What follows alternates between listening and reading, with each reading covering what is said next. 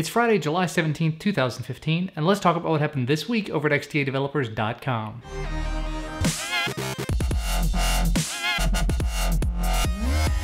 But before we get started, I wanted to go ahead and let you guys know that we're going to be doing a giveaway in conjunction with mBot. I mentioned it a little while back, but over on my channel a little while back I reviewed the mBot. This is a little educational robot, it's Arduino based, very cool little thing, and mBot has kindly offered to give 10 of these away to you guys. Worldwide competition, wide open. All you have to do is head on over to our Gleam.io giveaway page. That will be the first link down in the video description. There's a bunch of different ways that you can enter. You basically just have to follow some social media accounts. You probably have to follow our YouTube account. You might even follow my YouTube account. There's a bunch of different ways you can get points to enter. So if you are interested in winning one of these of your very own, links down below. But let's move on with the news. Several new devices were announced or leaked. Marshall, the music company, is going to be making a phone. They're calling it the Marshall London, and as far as specs, it's pretty middle of the road. But it's got 2 headphone jacks, very loud front-facing speakers, an analog volume wheel, and a Wolfson DAC, which, from what I understand, is a highly sought-after audio chip. It's coming to Scandinavia first for the equivalent of about $580 US, which seems a little high for all of the non-audio related specs, but if you're an audiophile, maybe it's worth it to you. Lenovo-backed ZUK has revealed some of the specs on their new Z1 phone. It's going to come with the Snapdragon processor, but we don't know exactly which one. It's going to have at least a 4,000 mAh battery, 3 gigs of RAM, a 5.5-inch screen, and it's going to come running Android 5.1, possibly CyanogenMod. ZTE held a press event showing off their new Axon phone, and there's a post over on the portal going through the specs and some of the thoughts on ZTE's strategy if that's something that you're interested in. EV Leaks put out a bit more info on Twitter about the potential upcoming Huawei Nexus device, saying that it's going to have a 5.7-inch Quad HD display, a metal body, Snapdragon 820 processor,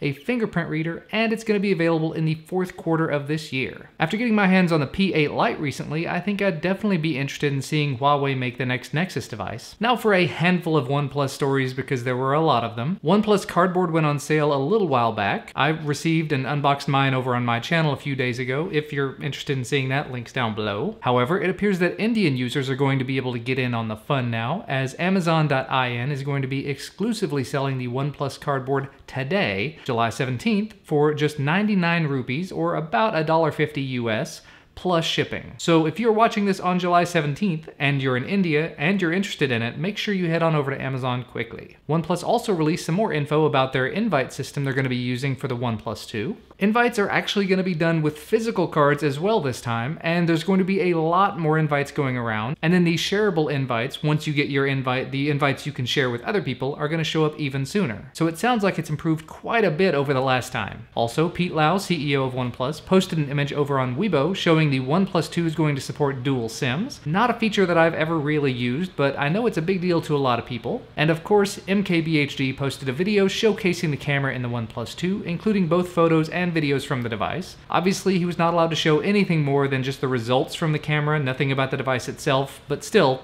building up that hashtag hype train little by little. Now, speaking of the OnePlus 2, as we've said before, it's going to be coming with a Snapdragon 2 version 2.1, and most everybody thought that that was some brand new release of the chip that OnePlus had specifically worked with Qualcomm to get made. Well, according to Jeff Gordon from HTC, all of the OEMs that have Snapdragon 810 devices on the market are currently using the version 2.1 revision of the chip.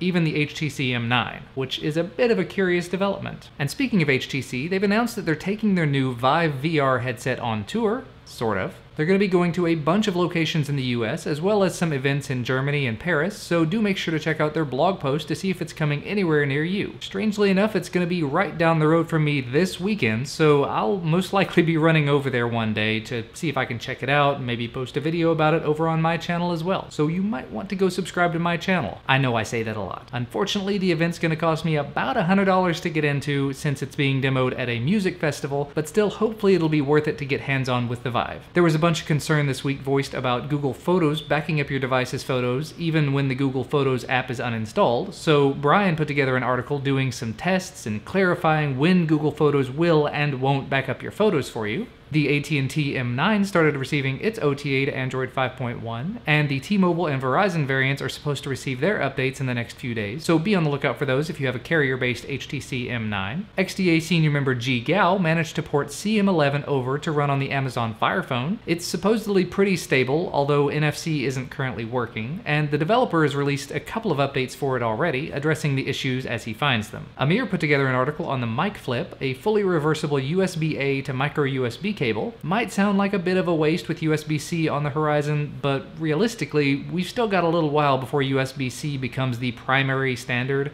and all of our existing micro USB devices get phased out, so it doesn't really hurt to think about convenience in the meantime. They are available over on Indiegogo right now, starting at $15 US if you're interested. And finally, a new forum for the U-Euphoria is finally available.